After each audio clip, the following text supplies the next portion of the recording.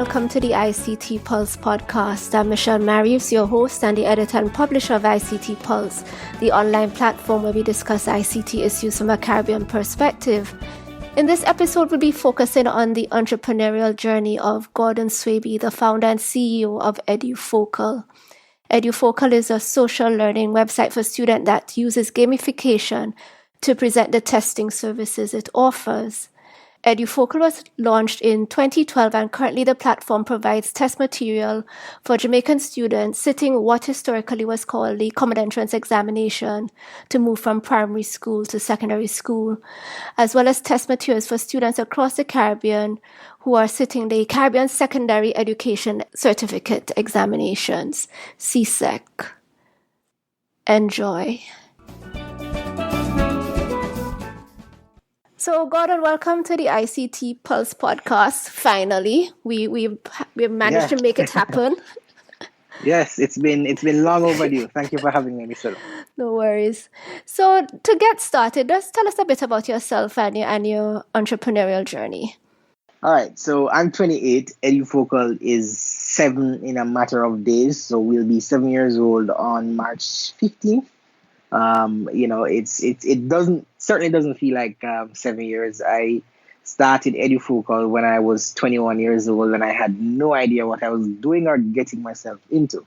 I mean, to this day, I think that a lot of the success that we have can be kind of credited to the launch that we had at Jamaica Pegasus on the 15th of March, almost 7 years ago. It was a really well put together event, and we had a lot of traction that just kind of helped to build the buzz that created that initial member base that we had, and it helped to spread the word around. I am not sure how much I should get into myself, but I'm originally from Christiana, Manchester, but I've been living and working in Kingston for the last, I'd say, 8-9 years. You touched on what EduFocal is already, and I think you explained it pretty well. But I've always said to people that we're known for being a test prep service for GSAT and CSEC students. Well, it's no longer known as GSAT. It's now known as PEP, Primary Exit Profile. And transitioning to preparing kids for that exam has been a challenge for us because it involves creating new content, which is also expensive. So we focus more on that side than we do CSEC, but we also, as you mentioned, cater to students sitting the CSEC exam. But what I was saying earlier is that EduFocal really isn't a test prep service for just GSAT and CSEC students. It's really a test prep platform for anybody, or for any exit exam that students have to take, or for any company that would want to use our services. So, for example, in the past, EduFocal was used by the West Indies Cricket Board for a one-day workshop where we created content for the West Indies Cricket Board, cricket-related questions. The questions were hosted on our platform, and then there was a TV mounted in a room, and the platform was rethemed. It had like cricket themes, and all the cricketers in the room, including people like Chris Gale, got a tablet, and they took a test on the platform, and then they could see live on the leaderboard who was scoring what, and the points that the amount of points that they accumulated and how they were being ranked on the leaderboard. So that was just one example of how the platform has been used in the past. Oh, excellent. So I also noted that the whole issue of gamification seemed to be critical in the approach for the absolutely. testing. So I take it, though, that also was incorporated into what the West Indies players experienced? Sure, absolutely. So gamification is essentially incorporating game-like elements in non-game contexts. So when you look at what we did with the West Indies Cricket Board, and when I mentioned the leaderboard and the experience point system, that's really what gamification is. It's using game-like elements in non-game contexts. So in our case, they just like in a video game where you're playing and you get points, it's the same thing on the platform. You answer your questions, you get points. If you get your questions correct, you earn points. If you get them wrong, you lose points. And then you are ranked on the leaderboard, and you're essentially competing with other people on the platform to hit the number one spot. So, that really is the premise of gamification. You have additional things like badges and, competitions, but really at its core, it's borrowing elements from video games and incorporating it into non-game video game stuff. So, perfect example is education, but it can be used for many different purposes. That's great. So what drove you to set up EduFocal in the first place? So I mean, I've always been entrepreneurial, and I've always said this that I was entrepreneurial before I could spell the word entrepreneur. Before EduFocal, I had a company, or it was a bit. So I like to be deliberate with the words that I use. So I had a business because it really was registered as a sole proprietorship. I had a sole proprietorship called Iconic Touch. I mean, we did your run off the mill website design and development. This was maybe 9 years ago. So, there was that, and I did that for about 8 months, and then I stopped doing it because it wasn't working out. And then prior to that, I had a website. I had a website called Advanced Gamers, and it was arguably the largest video gaming resource website in the Caribbean. So I started that with the intention of getting free video games. So as I said, I'm using my terms very, very deliberately. So it was a website, not a business, Right. because it was never really set up to be run like a business. It was something that I thought was fun to do, and I was really doing it only from the perspective of it being fun. So we made money. We were doing about $1,000 a year from that website, Advanced Gamers. It was advanced-gamers.com. I mean, at 15 or 16 years old, at 30. So I started it when I was maybe 13, 14, ran it until I was around 17, 18. And I mean, we're averaging 1,000 to 1,500 US a year. And for somebody at that age, and I mean, even in today's terms, 1,000 US is still considered a lot of money. Yeah. So it was really fun for us. American video game publishers would actually send games to both me and my partner. So my partner at the time was a guy by the name of Shane Shipston. He was based in Canada, still is based in Canada. And they'd send video games to him to review and also to me to review. And it was really cool. And so, my wish was fulfilled of having video games for free. So that's that's been my entrepreneurial journey. I mean, there's one last thing that I really don't like to mention because technically it was illegal, but everybody was doing it back then. It was video game emulation. So you have one thing called ROMs, which is ROMS, and you have another thing called emulators. So technically, emulators would be the actual video game console. So you have Nintendo 64, Game Boy Advance. You could actually download it's almost like a virtual Game Boy Advance on your computer. You could run the games, which are ROMs, through the emulator. So instead of actually buying the actual Game Boy Advance or buying the actual game, you could actually, you could use that on your computer and do it for free. So I had a website centered around that stuff where people could download ROMs and they could download the emulators. And that was my first website. I got maybe 10, 11, if not a little bit old. And yeah, so I've been in the space for a little bit. I'm almost 30 I'm almost 30 now, so it's been a while. Yeah. Wow. So let me ask a few questions because clearly, as you're talking, the things are coming to me. What was it like to be, such a young entrepreneur and probably focusing more on EduFocal since probably for some of your earlier ventures, the money and the success was not necessarily the objective. But now that, you have EduFocal, it is successful, but you also are, it's almost as if it has become part of the community. So, what was it like to be a young entrepreneur? What were some of the challenges you experienced at the time? I mean, some of those challenges I still experience to this day. And I mean, it's less about me personally in terms of, I think it's just an infrastructural problem. So, for example, obviously back then our internet wasn't as good as it is now. And we still have our issues. So it was dial-up internet. So, downloading files or uploading files, that was an issue. If you think about it, we've not placed much emphasis on our upload speeds in the Caribbean because people are consuming. They are not necessarily, creating. That is changing now. So, you have people like yourself who have been in the podcasting space for a while. You have people who are blogging. You have people who are vlogging. So things are changing. And I think the upload speeds have changed to reflect that. But primarily we were focused on download speeds in Jamaica. So, so the access to the internet but the quality of the internet was an issue for me. And I was living in Christiana in the earlier days where, good internet speeds and internet was non-existent or, it's just challenging to get. So that was an issue. Yes, I mean, the ability to accept payments was an issue, right? Because it's a two-pronged thing. One, a lot of Jamaicans didn't have access to credit cards back then, but two, was no way to accept credit cards online. So, those are some of the major issues that we still have to this day. I think we're working on the payments issue. The internet has gotten much better, but those are some of the issues. And I mean, prior to running a business, you don't treat it like a business. So you're not thinking about business problems that, Yes. so I wasn't thinking about it from a business perspective. So what about you personally, as a young entrepreneur? Here it is, you would have been fresh-faced at 21 or fresh, and having to, you were the face of EduFocal. Sure. You're trying to negotiate various, arrangements and hopefully to be taken seriously. How was that experience for you? Being taken seriously in the early days and I mean, I didn't remember it until you mentioned it to me.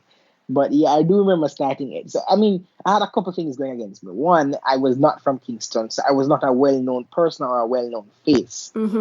Two, I was young, so that also posed a problem for me.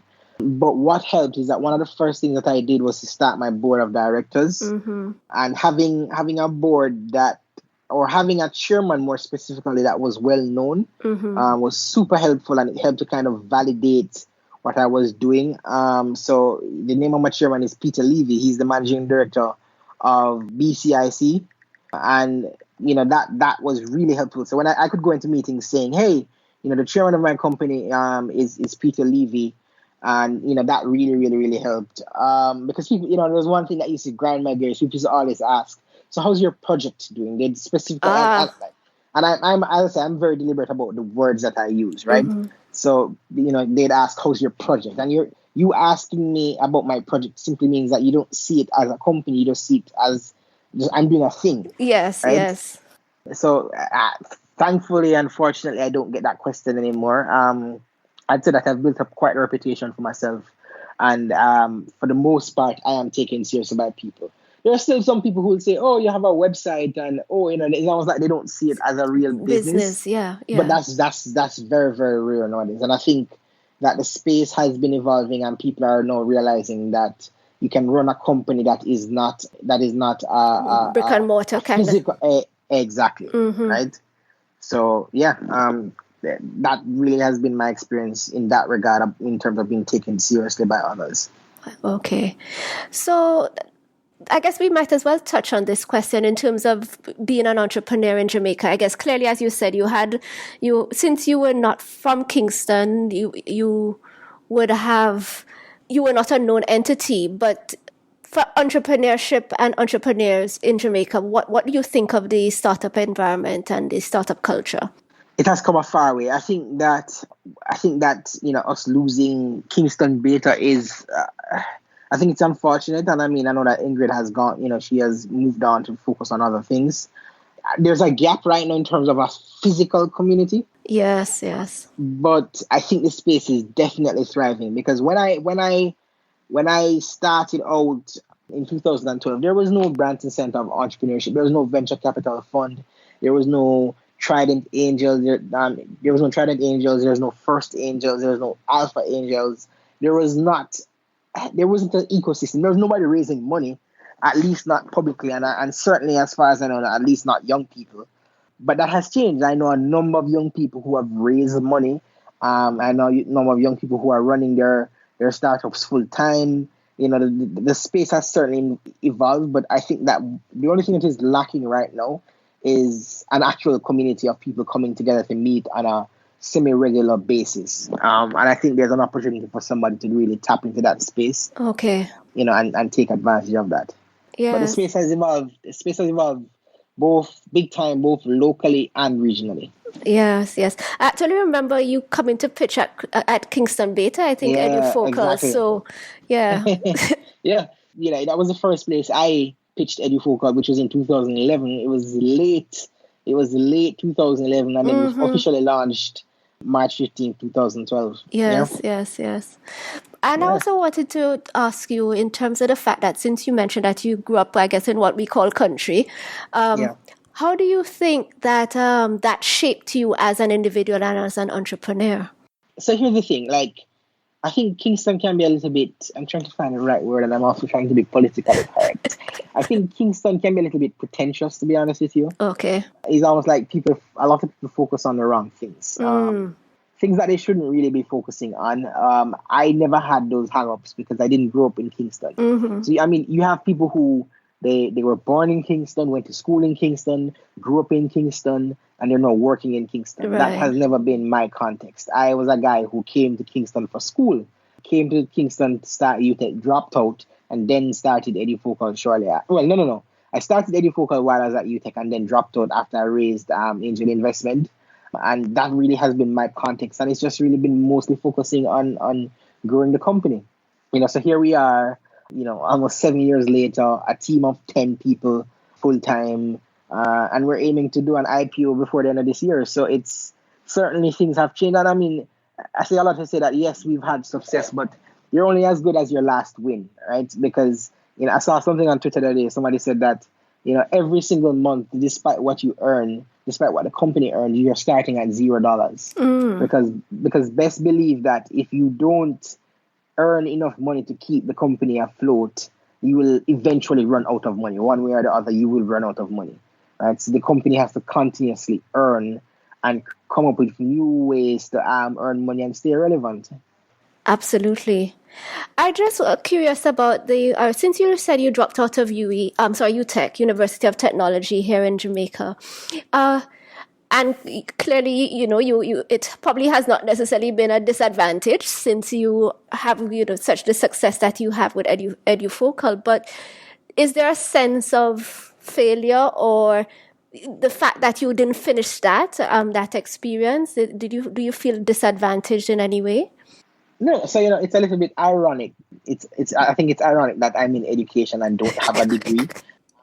I agree. It is ironic, and I wish I could really talk about our plans just in terms of what I think about the education space and how I think EduFocal will ultimately tackle that. But I say all of that. I'm saying that to say that, firstly, I would never encourage or tell people to, one, not go to college/university, or two, to drop out. Mm-hmm. Because my circumstances are not the same as everybody else's.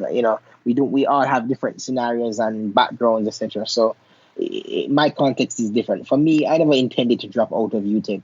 I was doing my bachelor's in computing at UTech, but I found myself in the days thinking about my business in class, and I also felt like the content was not geared towards where I was right. In terms of what I wanted to achieve. That was one part of it. The other part of it is that I don't believe that we all need to travel or traverse the same path in life to be successful. I think because of our colonial background and just the socioeconomic the socioeconomic circumstances of Jamaica, we value education. Mm-hmm. But how we view education is formal education. We view education as, you have to go to primary school, you have to go to high school, and you have to go to university and get that degree. But at the end of the day, you can go to UTech or UA close to graduation time, and you can find any of your thousands of graduates, and you can and if a degree is what is important to you, then you can work with that person. You don't have to work with me, is what I'll say, because degrees are a dime a dozen. Right? Yes.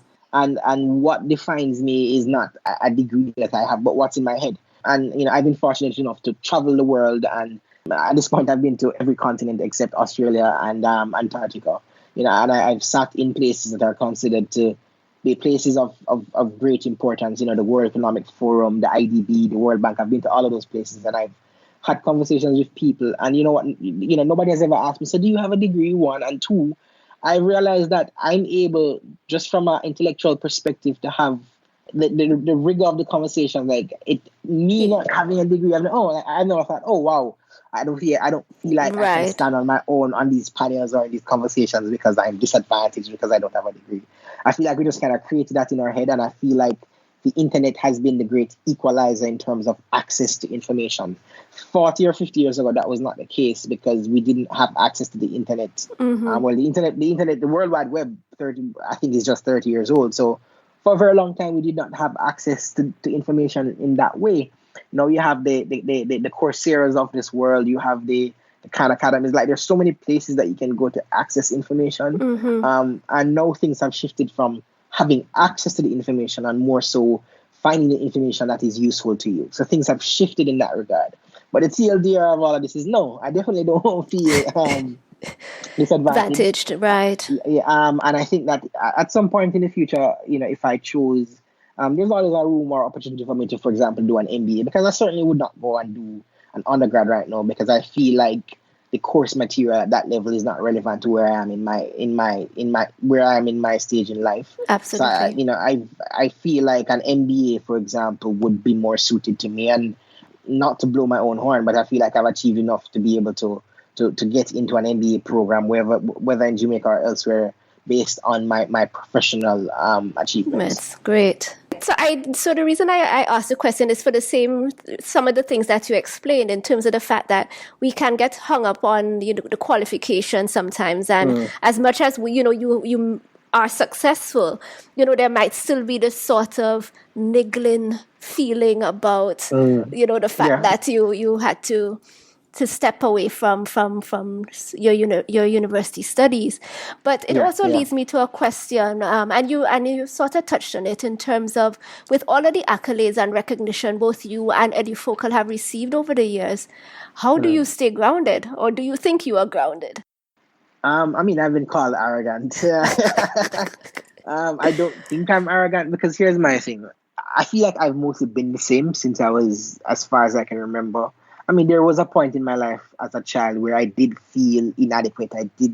I felt like, I definitely had low self-esteem. And it was simply because I struggled with things that a child at my age shouldn't be struggling with, or shouldn't have been struggling with. So, for example, I had a hard time learning how to read. I had a hard time learning how to tie my shoes lace, or to differentiate from the long hand or the short hand on a clock. Right? So simple things I struggled with writing, right?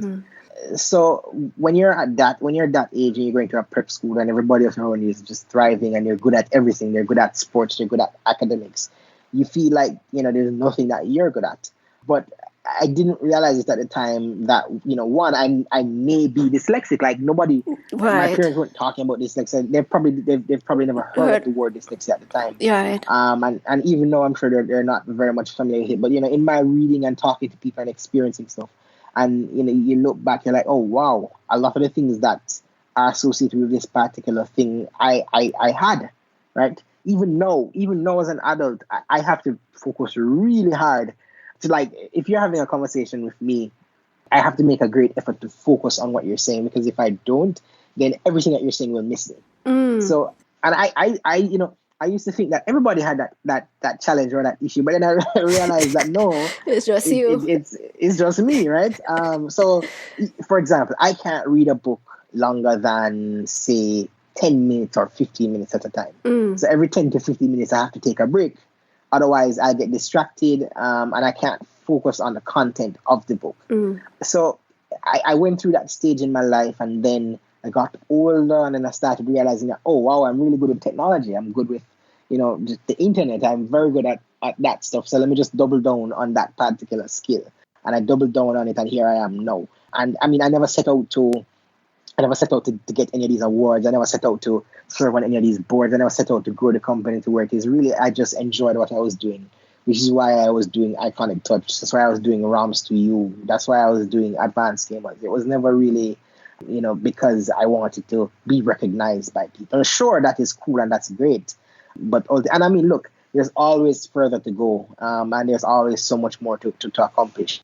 Because I feel like I've just started in life. At 28, I feel like I'm just on the verge of, breaking through. Understood. So, I've never really focused on it like that.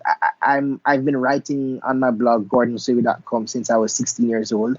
And I appreciate the value of putting my thoughts down. It creates a timeline for myself to really just look back and say, wow, I've really accomplished a lot, because it's really easy to get down about, you just feel like you're not accomplishing a lot or accomplished anything at all. But when I can go back and read things that I wrote at 16 or 17 years old, and I'm like, wow, not only have I accomplished so much more, but my writing has improved. Right. So it's easy to forget all of that stuff. I'm pretty sure if you went back and you listened to the first podcast interview that you did, you'd be like, wow, that was horrible. So, it's a great way to kind of, measure your progress in life. Understood. And How do you think you've matured over the years? Big time, huge. I was insufferable. That's what I would say. Yeah, I've definitely matured. I mean, I'm getting married. So I'm Yes, thinking I'm at. congratulations. Thank you. I'm peak maturity right now. No, but certainly I still have a far way to go. And again, I still acknowledge that I'm young and I have a lot to learn. But I've come a far way, and I think that by maturing as a person, the company has benefited. Because how I deal with people has also changed, right? How I communicate with my employees, how I communicate with my partners, all of that has changed, and I've benefited from, just having a good network of people that I can bounce stuff off of. That has been extremely valuable for me.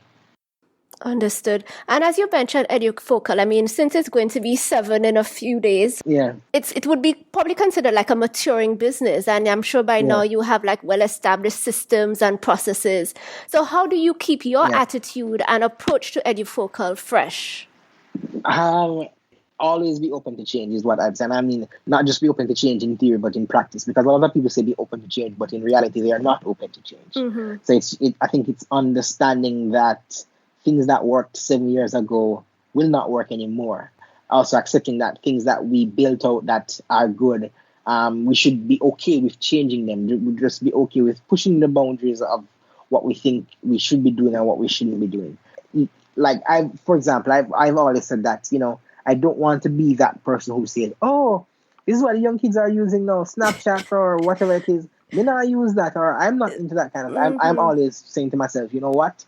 I want to be that person who tries new things, tries new apps, goes to new content, like just doing things that I would not usually do. So that's really how I think I also like talking to young people, and fortunate enough for me, because of the space that I'm in, I'm usually invited to like high schools to talk to children, and I always ask them, so what are you guys reading nowadays? What are you guys listening to? What apps are you using? And it's always just very interesting to hear what people are using. And if I hear anything that I'm not familiar with, then I go home and I do my own research on it just to figure out, because I focus primarily right now, or most of our revenue comes from kids, from young people who are using our. So I need to be in the know about what they're doing and what they're listening to, and just things that they're plugged into, the zeitgeist of things. So yeah, understood. That's kind of how I try and keep relevant. Right. Yeah. And in terms of, how in terms of you not feeling or being bored with EduFocal? So I've never been bored because there's so much to do. And like even just so yesterday, for example, I was saying to myself, I want EduFocal to mostly remain an online company. I don't want to get into anything physical.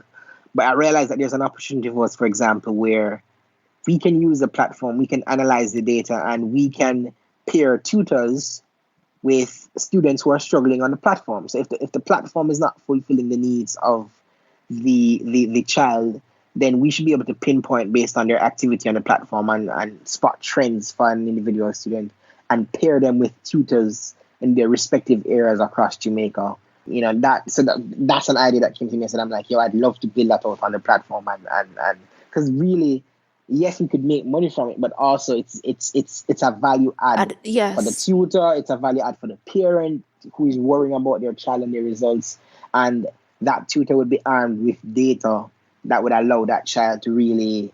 So you get into you're being tutored, and the tutor is it's going to take some time for the tutor to get acquainted with the students' weaknesses and their strong areas. I think being armed with data, that tutor can kind of that time that is being spent trying to understand the student you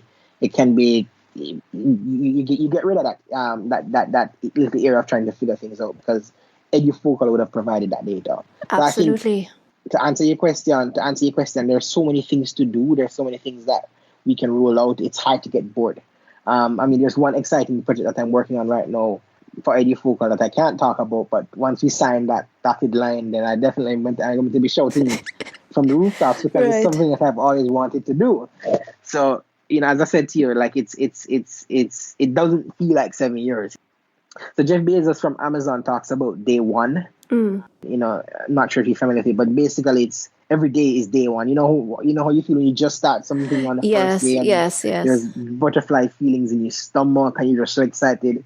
I'd say that for me, every day is day one, right? Or at least I try to make every day feel like day one. yes. And and at 28, having matured so much more now, I feel like I'm just getting into the groove of things, just getting into the groove of understanding the company, because you can be in something and not understand it, right? So it takes time to figure out your space, to figure out what works, what doesn't work, and I feel like I'm currently at that place. Absolutely. And it also takes a little bit of time, especially in starting a business where you're down in the trenches, you're out in fires, you're just Absolutely, trying to keep the wheels going. And it's only absolutely, eventually you sort of rise a little bit and can sort of take a look at the landscape around you and then see how absolutely. you fit into all of that. Absolutely. So yeah, so I feel like I've finally gotten my groove. Mm. And this year will definitely be a very big defining year for us. So yeah, I'm pretty excited. Excellent. And we're beginning to wind down now, but just a few more questions. How would you describe yourself as a manager? Managing 10 people is not easy. So what do you think are some of your So I'm strengths? just so Art, I'm just figuring it out because we've this year alone we've between January and today we've hired maybe four additional people. So a lot of hiring is happening in a very short space of time. So I'm just Right. getting used to being a manager that manages that many people. I hate micromanaging people. One of the things that we consider to be one of our values is the ability to take initiative, right? That's something that I value in a team. I want my team to be able to take initiative. I don't want to be micromanaging people. I want people who can take initiative and get things done. And not just get things done, but get things done in the right way. So I wouldn't say that I'm a hands-off manager, but I prefer to guide. Absolutely. And I guess too, it gives your employees the scope to grow and to begin to become more sure of Absolutely. their self and their skills and that sort of Sure, thing. absolutely. I always say that I certainly don't want any employee to stay at the company forever. But when they do leave, I want them to leave better than they came in, right? I want them to leave knowing that they learned a lot and that, whatever they've learned, they can bring it to the next place of employment, or if they're choosing to get into entrepreneurship, they can take those skills and, it can be beneficial to the business that they've decided to start. Okay. And what is the best piece of advice you received with respect to EduFocal or you leading the company? Well, I'd say less about advice and more about something that I've read. And so I think I'd say it's two things. Two things that. So the second one was actually advice, but it was personal advice, not related to EduFocal, but I've Right. applied it basically to everything in life, including relationships. The first one is, it was a conversation between a CEO and a CTO, and this CEO said to the sorry CTO said to the CEO, "What if we train them and they leave?" And then the CEO responds and said, "What if we don't train them and they stay?" Right? So obviously, there's a risk in helping and uplifting your team members and then they leave and then you're left with a gap and a void after investing so much. Then you also run the risk of, if you don't train them and they stay, then that is disastrous to the company because they don't have the skills needed to lift the company up and grow the company, right? So that's the first one. The second one is, this is advice I got from a friend of mine in Geneva a couple of years ago. He said, "Go deep, not wide." And I do believe in going deep with things, instead of trying to be all over the place, trying to do a million things at once, trying to have as many friendships as possible, trying to, just trying to do so many things or whatever. Just try and focus on a couple specific things and just try and double down on that to nurture specific things. So I'm definitely a big advocate of going deep, just having that, that focus in terms of, that specific focus on things. And that's what I've done with EduFocal. I've not, in the 7 years that I've been working on EduFocal, I literally have not done anything else. That's Okay. all that I focused on. So when people ask me, "Oh, so is that your mainstay?" Definitely, it is my mainstay. I've literally not done anything else. That's all I focused on. And that's what has paid the bills. Okay. And what has been the biggest lesson you've had to learn in running your own business? Um, be okay with failure. And I say failure in quotes because I have an interesting view on failure. I don't believe in failure, actually. I believe that if you're learning and you're getting value, then you're not failing.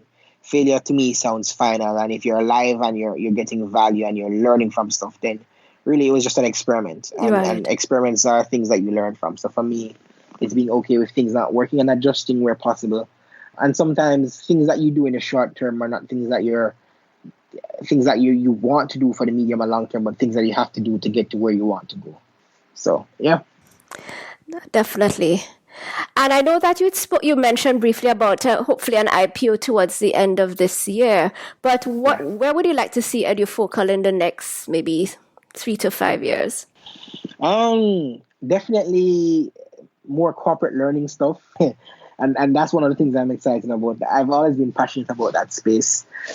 2, definitely in other Caribbean islands, certainly in countries outside of the Caribbean, but doing a lot of what we're already doing now, but just in a much bigger way. I think it's time for us to spread our wings in a big way locally, because we're still a relatively unknown company, believe it or not. I mean, we're known in circles, but we're still a virtual unknown company. Yes. So it's to have a much bigger footprint locally, and then quickly and shortly after expanding our footprint locally, regionally and internationally. And my last question, what is next for Gordon Swaby? Marriage and kids. Oh, gosh. Yeah, man, I'm definitely interested. I mean, marriage is obviously happening. I'm getting married this year, 1, and 2. I want to have children. Now, if I was married already, I'd probably start. Mm-hmm. But definitely the next big things for me, would be getting married and having children. Oh, so, wow. Yeah. Oh, well, wonderful. Yeah. So, I mean, a number of the things it's my first time mentioning them publicly, so you get the benefit of me mentioning for the first time on your podcast, in this podcast interview, like Excellent. IPO plans and, me, wanting to have kids soon and so on. Yeah. Yeah, because I think when I read through a few of the articles on GordonSwaby.com, and it looked as if kids were and marriage were, still a ways out. So yeah. Well, when I wrote those articles, it was actually a ways out, but in time, time has gone by, so you have to change accordingly. Absolutely, pivoting is key. Yep, definitely. Okay, so Gordon, thank you so much. It's just been great talking to you, and I wish you and EduFocal all the best. Hopefully, we'll have a catch up in a hopefully in the not too distant future. And I'm looking forward to see EduFocal spread its wings and grow its footprint, because I do think that it does offer just a wonderful tool to students and certainly to individuals, since it does have broader application outside of traditional education. Absolutely. Thank you very much, Michelle. Thank you for having me, and I'm looking forward to the podcast interview. Okay, to the podcast being released. No problem. Take care. All right, cool. Thank you. Bye. That's it for today's episode. Thank you so much for listening to the ICT Pulse podcast. You can find links to some of the things we talked about on our website, ict-pulse.com. If you like this episode, please show your support by leaving us a review on iTunes, as it will help others find the show. You can email us at info@ict-pulse.com or drop us a note on our Facebook page, facebook.com/ICTPulse, or via Twitter @ICTPulse. We hope you'll join us again for our next episode. Take care.